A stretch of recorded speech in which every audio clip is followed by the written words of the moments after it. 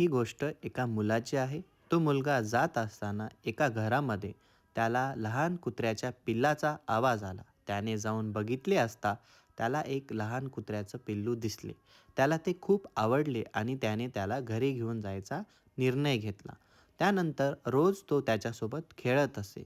एक दिवस खेळता खेळता त्या कुत्र्याने त्याचा चावा घेतला. त्याला वाटले लहान पिल्लू आहे, तर त्याने ही गोष्ट दुर्लक्षित केली. थोड्या दिवसाने त्याला रेबीज नावाच्या रोगाचे लक्षणं दिसायला लागले. त्याने डॉक्टराला दाखवले असता डॉक्टरांनी सांगितले की त्याला रेबीज झाला आहे. थोड्या दिवसाने रेबीजमुळे त्याचा मृत्यू झाला. ही गोष्ट दुसरी कोणाची नसून सुप्रसिद्ध कबड्डीपटू ब्रिजेश सोळंकी याची आहे. रेबीजबद्दल जाणून घेऊया. रेबीज हा एक गंभीर विषाणूजन्य रोग आहे, जो प्रामुख्याने सस्तन प्राण्यांमध्ये आढळतो.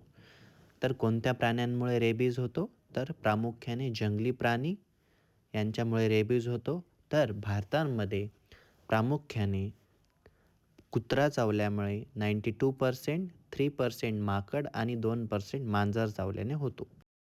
रेबीजपासून स्वतःचे संरक्षण कसे करायचे? पाळीव प्राण्यांना लसीकरण द्यायचे. कुत्रा चावया घेतल्यानंतर स्वतःचे लसीकरण करायचे.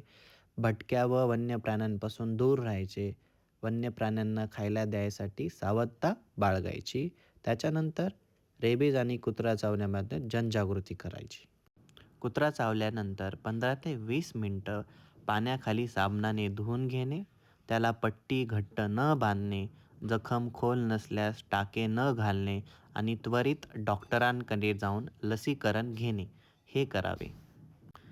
माणसांमध्ये रेबीजचे लक्षणं: हायड्रोफोबिया म्हणजे पाण्याची भीती वाटणे, पाणी पाहून राग येणे, पाण्याला त्रस्त होणे आणि पाणी कमी पिणे किंवा न पिणे. त्याच्यानंतर हवेची भीती वाटणे, त्याच्यानंतर विनाकारण चिडणे, अचानक राग येणे आणि वारंवार ताप येणे, अस्वस्थ वाटणे ही रेबीजची लक्षणे आहेत. कुत्रा चावल्यानंतर काय करावे? 15 ते 20 मिनटं साबणाने जखम धुवावी.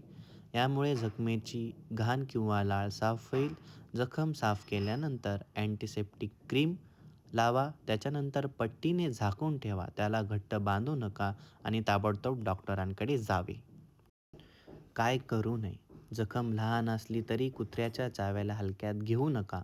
जखमेवर मीठ, मिरची किंवा हळद यासारख्या घरगुती वस्तू लावू नका. घाणेरड्या हाताने जखमेला स्पर्श करू नका, त्यामुळे इन्फेक्शन होण्याचा धोका आहे. रेबीज लसीकरण करण्यास उशीर करू नका, हे घातक ठरू शकते. जखमेच्या आजूबाजूला सूज किंवा पू दिसल्यास ताबडतोब डॉक्टरांशी संपर्क साधा. त्यानंतर कुत्र्यावर पण लक्ष ठेवा. 7 दिवसांमध्ये कुत्रा वारला तर ताबडतोब डॉक्टरांशी संपर्क साधा. रेबीजला हलक्यामध्ये घेऊ नका. धन्यवाद.